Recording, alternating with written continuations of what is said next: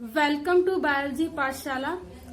आज की पाठशाला में हम ये समझने का प्रयास करेंगे कि what is Echinodermata and the characteristic of Echinodermata. ठीक, today's is a special class and ये संडे टू संडे चलती है फॉर 9th क्लास स्टूडेंट। लेकिन पाठशाला को स्टार्ट करने से पहले हम बच्चों को एक मोटिवेशन मैसेज देते हैं और आज का मोटिवेशन मैसेज कुछ इस तरीके से है। बच्चों, मेरे प्यारे बच्चों, k की पावर 4 आप ये याद रखिएगा। अब ये k की पावर 4 क्या है? ठीक, साइंस के स्टूडेंट के लिए k की पावर 4 को जानना बहुत जरूरी होता है। किसी भी चीज को जानने के लिए कहाँ, कब, क्यों, कैसे। ठीक, तो हमेशा हम बच्चों को बताते हैं, चाहे मेरी ट्रेडिशनल क्लास हो, ठीक, चाहे ऑनलाइन मोड क्लास हो, कि आपको हमेशा k की पावर 4 याद रखनी, कहाँ, कब, क्यों, कैसे। तब आप साइंस के स्टूडेंट कहलाते हैं, आपकी तार्किक क्षमता बढ़ती है। तो इस तरीके से आप लोग जानते रहिए k की पावर 4 को और प्रयास करते रहिए, आगे बढ़ते रहिए। अगर आज की पाठशाला की बात करें तो आज की पाठशाला का टॉपिक है that is Echinodermata. Echinodermata and ठीक, इकाइनोडर्मेटा। हम हमेशा साइंस की बात करते हैं, ठीक, हम टर्मिनोलॉजी की बात करते हैं और तार्किक फैक्ट, फंडामेंटल फैक्ट की बात करते हैं। क्यों? क्योंकि साइंस के लिए एक बात कही जाती है कि जो साइंस होती है बेटा, जो साइंस होती है, science systematic body of knowledge. विज्ञान किसी विषय का क्रमबद्ध अध्ययन है। अगर यहाँ पर कोई भी चीज है तो उसका फंडामेंटल फैक्ट है। Without any type of fundamental fact और ए लिटरली मीन, साइंस से कल्पना करना या बायोलॉजी कल्पना करना कठिन होता है। ठीक, अगर हम इकाइनोडर्मेटा की बात करें और इसे अगर हम बेसिक टर्मिनोलॉजी से समझने का प्रयास करें, ठीक बेटा, हम जो कुछ पढ़ाएंगे उसमें टर्मिनोलॉजी हम जरूर बताएंगे। ठीक, मेरा यही तरीका है और मुझे लगता है कि इससे बहुत सारी चीजें क्लियर हो जाती है। तो basic terminology, basic fundamental of biology से हम आज चीज बताने की कोशिश करेंगे। अगर हम इसके बेसिक टर्मिनोलॉजी को समझें तो इकाइनोडर्मेटा बेसिकली क्या होता है, इसको सेपरेट कर दें, ठीक है। तो एक जो टर्म मिलेगा वो मिलेगा इकाइनो, सीधे सीधे ऐसे ही अगर हम कर लें, डर्मेटा। ठीक, इकाइनोडर्मेटा।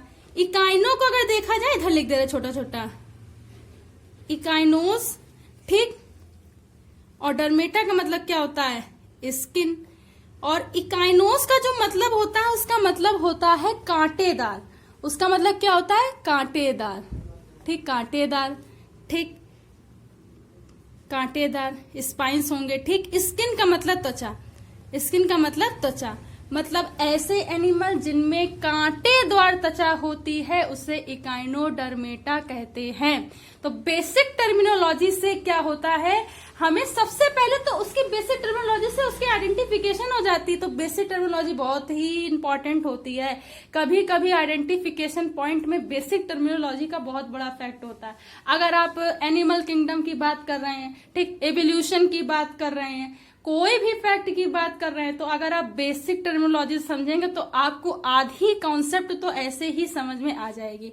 अगर हम इसके फंडामेंटल फैक्ट की बात करें तो देखिए, इसके फंडामेंटल फैक्ट कैसे लिखेंगे या कैसे समझेंगे।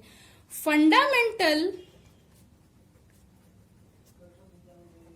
Characteristics of phylum Echinodermata. Fundamental characteristic of Echinodermata. ठीक, देखिए, चाहे आप इसका हैबिटेट सबसे लास्ट में लिख लीजिए, चाहे आप पहले लिख लीजिए। ठीक, हैबिटेट, चाहे आप बहुत सारी बुक देखते होंगे, ठीक, उसमें क्या होता है, बहुत सारी हायर बुकें हों या कैसे भी बुकें हों, तो उसमें हैबिटेट की एक वो होती है, या तो आप सबसे पहले उसको बताएं या सबसे बाद में बताएं। ठीक, मैं आपको सबसे पहले बताती हूँ कि इसका हैबिटेट कैसा होता है। They are aquatic. ठीक, इकाइनोडर्मेटा संघ के जितने भी एनिमल होते हैं, इकाइनोडर्मेटास फाइलम के जितने भी प्राणी हैं या एनिमल हैं वो कैसे होते हैं, एक्वेटिक। ठीक, कैसे होते हैं, एक्वेटिक। एक्वेटिक में भी क्या होते हैं, मैरीन, समुद्रीय होते हैं। ठीक, मैराइन होते हैं, आप ये याद रखिएगा, यानी कि समुद्री होते हैं। ठीक, पहला पॉइंट। दूसरा पॉइंट क्या लिखेंगे, इकाइनोडर्मेटा के, ठीक, इकाइनोडर्मेटा फाइलम के एनिमल या प्राणी कैसे होते हैं, सिलोमेट होते हैं। कैसे होते हैं, सिलोमेट होते हैं, यानी कि ट्रू सिलोमेट होते हैं, सिलोमेट पाई जाती है। उसके बाद अगर हम बात करें तो इनमें क्या होता है, इनका जो बाह्य कंकाल CaCO3 तथा कांटेदार संरचना या कांटेदार जैसी संरचना से बना होता है। मतलब कल्केरियस भी होगा, स्पाइनस भी होगा, बना होता है। इसलिए संघ को इकाइनोडर्मेटा कहते हैं। इसलिए इस फाइलम को इकाइनोडर्मेटा कहते हैं। ठीक, ये बात याद रखेंगे। उसके आगे की बात करें, अगर हम उसके आगे की बात करें तो देखिए इसमें क्या होता है, ये कैसे होते हैं, पेंटागोनल। ये है पेंटागोनल होते हैं, पंच अरीय पेंटागोनल, पंच अरीय। ठीक, या अरीय, इसी को बोलते हैं रेडियल होते हैं। कैसे होते हैं, पेंटागोनल होंगे या रेडियल होंगे। ठीक, तो या तो पेंटागोनल होंगे, 5 भुजाएं होंगी, रेडियल भी हो सकते हैं कुछ एनिमल। अगर हम इसके आगे की बात करें तो इनमें सबसे ज्यादा जो विशेषता होती है, they have a water vascular system. और इससे most prominent question MCQ for the 9th class.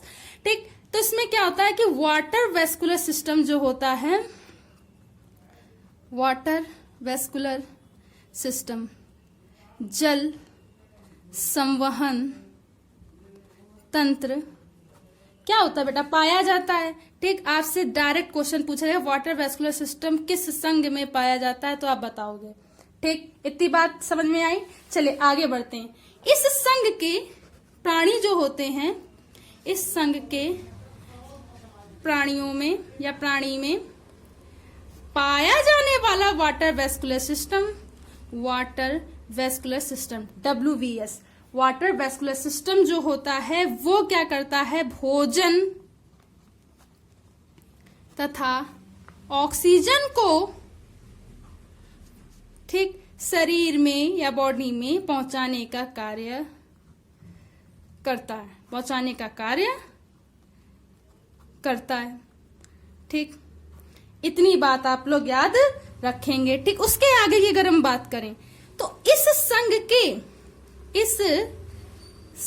के जो प्राणी होते हैं, इस संघ के प्राणी में, ठीक, वाटर वेस्कुलर सिस्टम तथा ट्यूब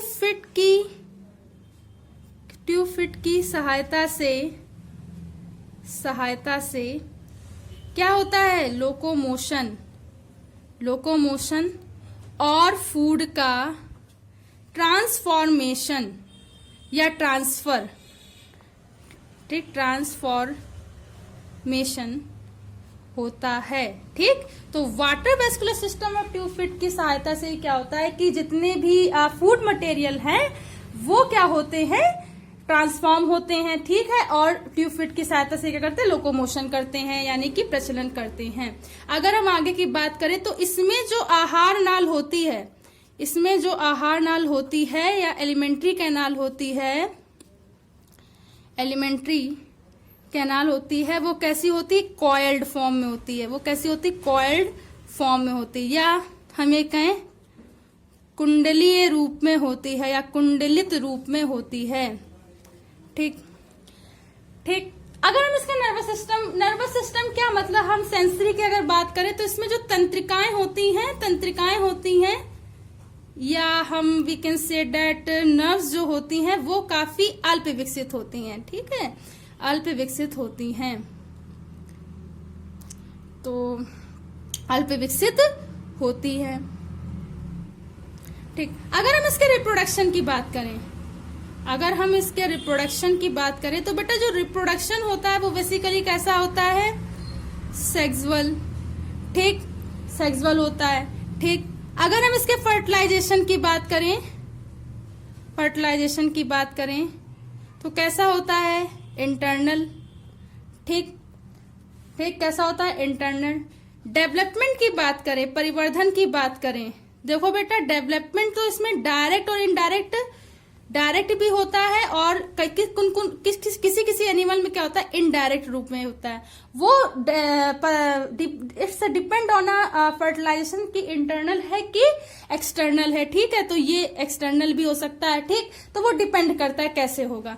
लेकिन इसमें जो सबसे अच्छी बात क्या है कि अब जब हमने इतना पढ़ा ना, जैसे जैसे हम लोग बढ़ते जा रहे हैं इस सीक्वेंस में, ठीक है, पूरे एनिमल किंगडम की अगर हम बात करें तो वैसे वैसे क्या होता है कि इसमें अगर हम सेलुलरिटी की बात करें, बहुकोशिकता की बात करें तो वो भी डेवलप हो रहा है, टिश्यू ग्रेड ऑफ ऑर्गेनाइजेशन भी डेवलप होता है। ठीक, तो धीरे धीरे क्या हो रही है, सारी चीजें डेवलप हो रही हैं। और आते आते देखिए अभी यहाँ पे नर्वस सिस्टम का कोई नामो निशान नहीं, लेकिन जैसे जैसे हम लोग आगे बढ़ते जाएंगे हमें पूरी सेंसरी साधन, पूरा नर्वस सिस्टम वेल डेवलप पाया जाएगा। जैसे कॉम्प्लेक्स टाइप ऑफ या हायर ग्रेड ऑफ एनिमल कह सकते हैं, तो सारे कॉम्प्लेक्स स्ट्रक्चर पाए जाएंगे। तो डेवलपमेंट क्या होता है, यहाँ पर रीजनरेशन कैपेसिटी हम देख रहे हैं। रीजनरेशन जो कैपेसिटी होती है, हम या ये कहें हिंदी में पुनरुद्ध भवन की क्षमता जो होती है वो बहुत अच्छी होती है। ठीक, और ये जो रीजनरेशन की कैपेसिटी स्टार्ट होती है वो अगर हम कहें तो एनिलिडा से बहुत अच्छी स्टार्ट हो जाती है। ठीक है, तो ये रीजनरेशन कैपेसिटी इसमें अच्छी होती है। ठीक है, लार्वा के थ्रू इनका क्या होता है, डेवलपमेंट होता है। लार्वा के थ्रू इनका डेवलपमेंट होता है, बाइपिनेरिया वगैरह हो गए। ठीक, कुछ specific type of animal starfish वगैरह में पाए जाते हैं। तो कुछ इस तरीके से इसका ओवरव्यू होता है। और अगर हम इसके एग्जाम्पल की बात करें तो एग्जाम्पल में देखिए starfish, Holothuria, brittle star, sea urchin is some example of Echinodermata. ठीक, तो स्टारफिश होगा, होलोथूरिया होगा, ब्रिटल स्टार होगा, सी अर्चिन होगा। सी अर्चिन को इकाइनस भी बोलते हैं। कभी कभी डायरेक्ट क्वेश्चन इकाइनस से पूछ लेते हैं कि इकाइनस किससे बिलोंग करता है, तो आपको उसका नाम पता होना चाहिए। चलिए एक एग्जांपल देते हैं कि देखिए मान लीजिए ये एक, ठीक है, कोशिश करते हैं कि बन जाए।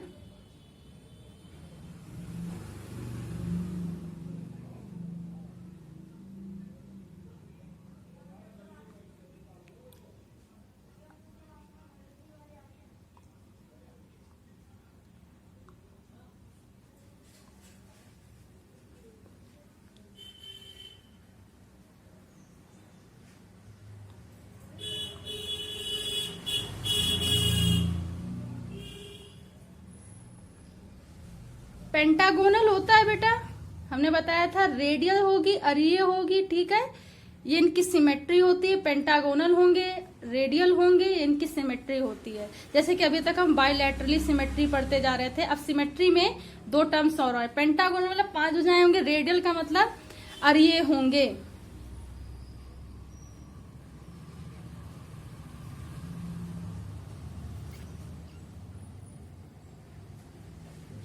ठीक है, कुछ ठीक है, बहुत अच्छा नहीं है, बस आप इसे समझने का प्रयास करें। ये जो बेसिकली होता है बेटा, ये जो होता है basically, this is the mouth part, this is the mouth part, ये मुख होता है। ठीक, ये क्या होते हैं बेसिकली, ये ट्यूफिट्स होते हैं, ट्यूफिट्स होते हैं। ठीक, अगर हम बात करें यहाँ पे, ठीक है, तो इधर बात कर ले या इधर ही देख लेते हैं। ये यहाँ पे जो होते हैं वो होते हैं एम्ब्यूलैक्रल ग्रुप्स, ठीक, एम्ब्यूलैक्रल ग्रुप्स पाई जाती है। ये ट्यूबफिट्स होते हैं, ये माउथ होते हैं, और ये इनकी क्या होती हैं, आर्म्स होती हैं, या हम ये कहें भुजाएं होती हैं, ठीक, या एम्ब्यूलैक्रल पार्ट भी बोल सकते हैं, ग्रुप्स भी बोल सकते हैं। तो ये इस तरीके से कुछ इसका ओवरव्यू होता है। And this is the structure of सितारा मछली, स्टार फिश। तो यहाँ पे क्या होती है, कुछ स्पाइनस कैल्केरियस रचनाएं पाई जाती हैं, इसलिए इसे क्या बोलते हैं, it is belonging to Echinodermata and also known as a echinodermatous. ठीक, चलिए इस तरीके से कुछ इसका ओवरव्यू होता है, देखिए आराम से समझिएगा। आज की पाठशाला में इतना ही। कल की पाठशाला में हम जो सीक्वेंस में चल रहा है 10th और फर्स्ट ईयर का, वो पढ़ाएंगे। तो बच्चों, अगर आज की पाठशाला समझ में आई हो तो इसे ज्यादा से ज्यादा लोगों तक शेयर कीजिए, सब्सक्राइब कीजिए। धन्यवाद।